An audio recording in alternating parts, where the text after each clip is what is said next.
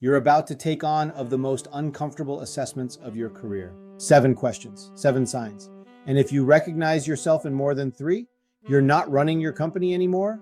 Your company is running you, and it's costing you more than you think. And let's find out if you're stuck in founder mode. Grab a pen. Sign number 1, you're still the smartest person in every room. Now, maybe you are the smartest. You know every detail, every customer, every line of code or product spec. But here's the problem. If you're the smartest person in the room, you're in the wrong room. Listen to your meetings. Really listen. Do people share ideas, or do they wait for your ideas? Do they debate each other, or do they look at you to break the tie? Do they solve problems, or do they bring you problems to solve? If your team has stopped thinking because you're doing all the thinking, that's sign number 1. Every hour you spend solving problems is an hour you're not spending on strategy, partnerships, or the next big move. You're paying CEO-level opportunity cost for manager-level work, and worse, your team is not improving. They're not developing their judgment because you're making every call. You're not building a company. You're building a cult of personality, and when you're not there, nothing happens. Sign number 2, your calendar owns you. Pull up your calendar right now. Now ask yourself, how many meetings did you put there versus meetings others scheduled for you? How much time is blocked for deep strategic thinking? Not email, not calls, actual thinking. How many meetings could happen without you, but you're there just in case? Just in. If your calendar is a game of Tetris where other people control the blocks, you've lost control. Founders own their time.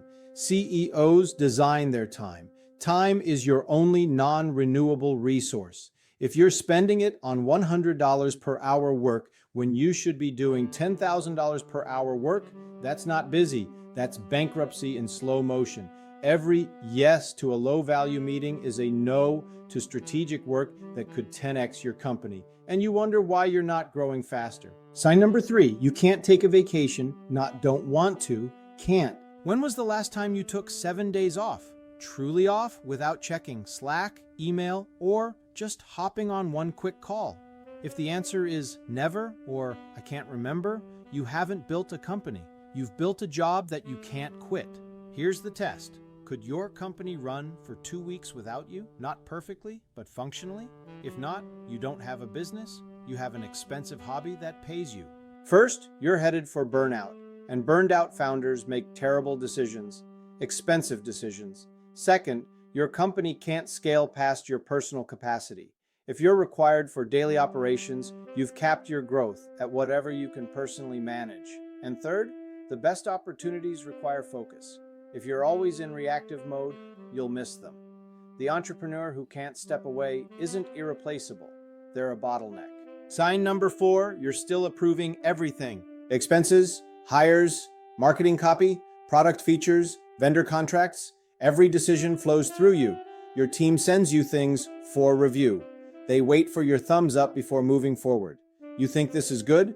You're maintaining quality, staying in control. Wrong. You're teaching your team not to think. If smart, capable people are asking for permission on decisions they should own, that's not their failure. That's yours. You've trained them that their judgment doesn't matter. Only yours does. Speed. Every approval loop adds days or weeks to execution. While you're reviewing, your competitor is shipping. And here's the kicker. You're making worse decisions than your team would make. Why? Because they're closer to the work. They have context you don't. But they're asking you anyway because that's the culture you've created. You're the bottleneck dressed up as quality control. Sign number 5, you know everything happening in your company. Every project, every customer issue, every team conflict, your team copies you on every email, CCs you on every thread, tags you in every update, and you read them all. Because if you don't, you might miss something important. Here's the hard truth. You shouldn't know everything. Not at scale, not if you want to grow. Information overload kills strategic thinking. If your brain is full of operational details, who's behind on their project, which customer is unhappy, which vendor is late, there's no room left for the big questions. Where should we be in 3 years? What market shifts are we missing? Who should we acquire or partner with? CEOs don't know everything. They know the right things. Founders try to know everything, and they drown in the noise. Sign number 6, your team avoids telling you bad news. Think about your last few weeks. When something went wrong, when did you hear about it? Immediately? Or after they'd tried to fix it themselves? Do people come to you with problems early? or only when they've become fires?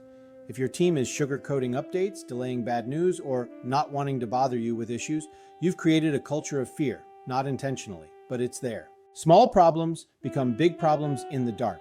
By the time you hear about it, you're in crisis management mode, and crisis decisions are expensive decisions. Great CEOs create psychological safety. Their teams bring problems early because they trust the leader can handle it. If your team is hiding problems, they don't trust you to respond constructively, and that's on you. Sign number 7, and this is the big one. You're exhausted, but the company isn't growing. You're working 70-hour weeks, weekends, late nights. You've sacrificed relationships, health, hobbies, everything for this company. And yet, revenue is flat, or growing but slower than it should be. The team is growing, but productivity isn't. You're running faster just to stay in place. If you're exhausted and the company isn't scaling proportionally to your effort, you're the problem. Not your team, not the market, not bad luck, you. Because effort isn't the issue. Leverage is. You're working in the business when you should be working on the business. You're adding input when you should be multiplying output. The formula is simple. Founder effort equals linear growth. CEO leverage equals exponential growth. If you're tired and stuck, you're still a founder, not a CEO. Okay, let's add up the damage.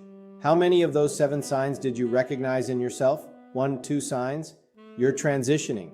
You see the problem. Keep going. 3, 4 signs? You're stuck. You're half founder, half CEO. That's the danger zone.